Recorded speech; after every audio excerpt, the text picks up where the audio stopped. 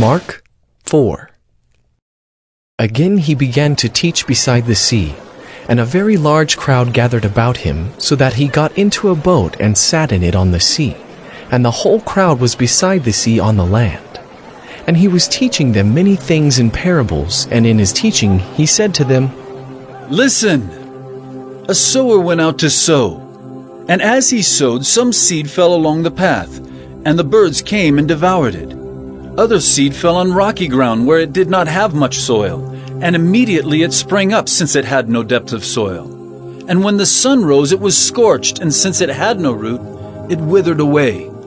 Other seed fell among thorns, and the thorns grew up and choked it, and it yielded no grain. And other seeds fell into good soil and produced grain, growing up and increasing and yielding 30-fold, and 60-fold, and 100-fold. And he said, He who has ears to hear, let him hear." And when he was alone, those around him with the 12 asked him about the parables. And he said to them, To you has been given the secret of the kingdom of God. But for those outside, everything is in parables, so that they may indeed see but not perceive, and may indeed hear but not understand, lest they should turn and be forgiven. And he said to them, Do you not understand this parable? How then will you understand all the parables? The sower sows the word, and these are the ones along the path, where the word is sown. When they hear, Satan immediately comes and takes away the word that is sown in them. And these are the ones sown on rocky ground, the ones who, when they hear the word, immediately receive it with joy. And they have no root in themselves, but endure for a while. Then when tribulation or persecution arises on account of the word, immediately they fall away. And others are the ones sown among thorns. They are those who hear the word, but the cares of the world and the deceitfulness of riches and the desires for other things enter in and choke the word, and it proves unfruitful. But those that were sown on the good soil are the ones who hear the word and accept it, and bear fruit 30-fold, and 60-fold, and 100-fold. And he said to them, Is a lamp brought in to be put under a basket or under a bed, and not on a stand? For nothing is hidden except to be made manifest, nor is anything secret except to come to light. If anyone has ears to hear, let him hear. And he said to them, Pay attention to what you hear. With the measure you use, it will be measured to you, and still more will be added to you. For to the one who has, more will be given, and from the one who has not, even what he has will be taken away. And he said, The kingdom of God is as if a man should scatter seed on the ground.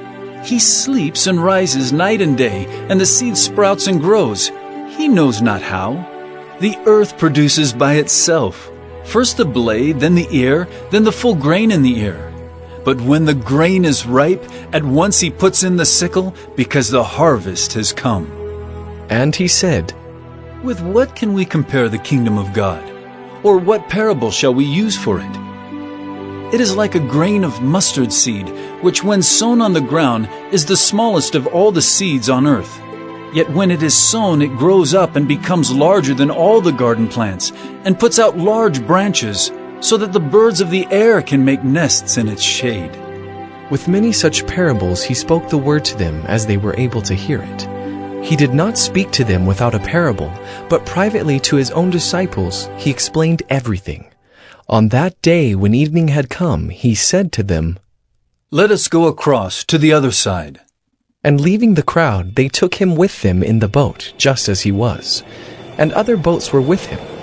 And a great windstorm arose, and the waves were breaking into the boat, so that the boat was already filling. But he was in the stern, asleep on the cushion. And they woke him and said to him, Teacher, do you not care that we are perishing? And he awoke and rebuked the wind, and said to the sea, Peace, be still. And the wind ceased, and there was a great calm. He said to them, Why are you so afraid? Have you still no faith?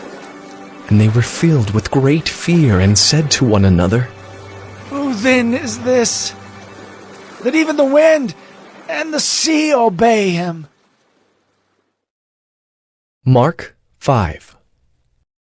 They came to the other side of the sea, to the country of the Gerasenes.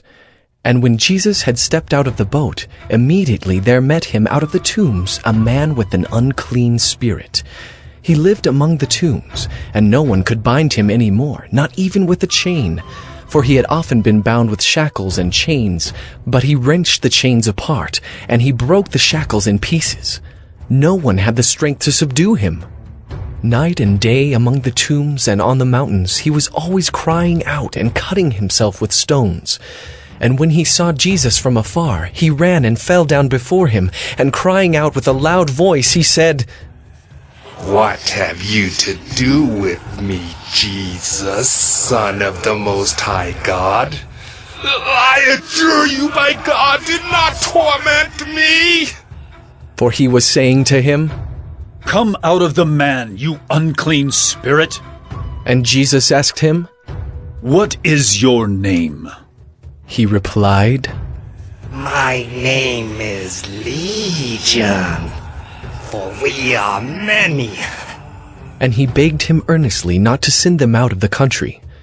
Now a great herd of pigs was feeding there on the hillside, and they begged him, saying, "Send us to the pigs! Let us enter them!" So he gave them permission. And the unclean spirits came out and entered the pigs, and the herd, numbering about 2,000, rushed down the steep bank into the sea and were drowned in the sea. The herdsmen fled and told it in the city and in the country, and people came to see what it was that had happened. And they came to Jesus and saw the demon-possessed man, the one who had had the legion, sitting there, clothed and in his right mind, and they were afraid. And those who had seen it described to them what had happened to the demon-possessed man and to the pigs. And they began to beg Jesus to depart from their region. As he was getting into the boat, the man who had been possessed with demons begged him that he might be with him. And he did not permit him, but said to him, "Go home to your friends, and tell them how much the Lord has done for you, and how he has had mercy on you." And he went away and began to proclaim in the Decapolis how much Jesus had done for him, and everyone marveled. And when Jesus had crossed again in the boat to the other side, a great crowd gathered about him, and he was beside the sea. Then came one of the rulers of the synagogue, Jairus by name, and seeing him he fell at his feet, and implored him earnestly, saying, "My little daughter is at the point of death. Come and lay your hands on her, so that she may be made well and live." And he went with him, and a great crowd followed him and thronged about him. And there was a woman who had had a discharge of blood for 12 years, and who had suffered much under many physicians, and had spent all that she had, and was no better, but rather grew worse. She had heard the reports about Jesus, and came up behind him in the crowd, and touched his garment. For she said, "If I touch even his garments, I will be made well." And immediately the flow of blood dried up, and she felt in her body that she was healed of her disease.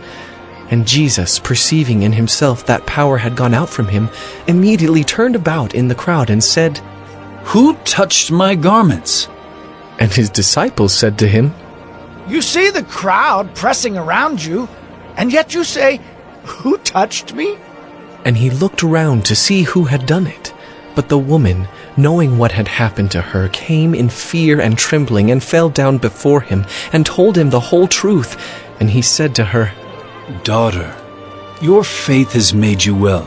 Go in peace and be healed of your disease." While he was still speaking, there came from the ruler's house some who said, "Your daughter is dead. Why trouble the teacher any further?"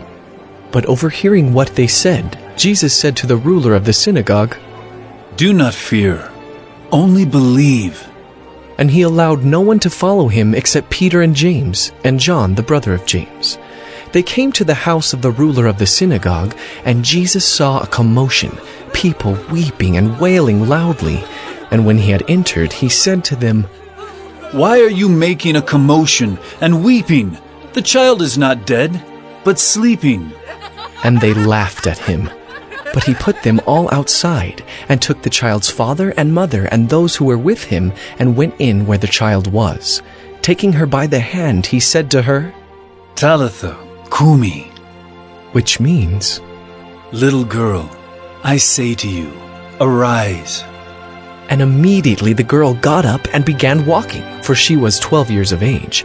And they were immediately overcome with amazement. And he strictly charged them that no one should know this, and told them to give her something to eat.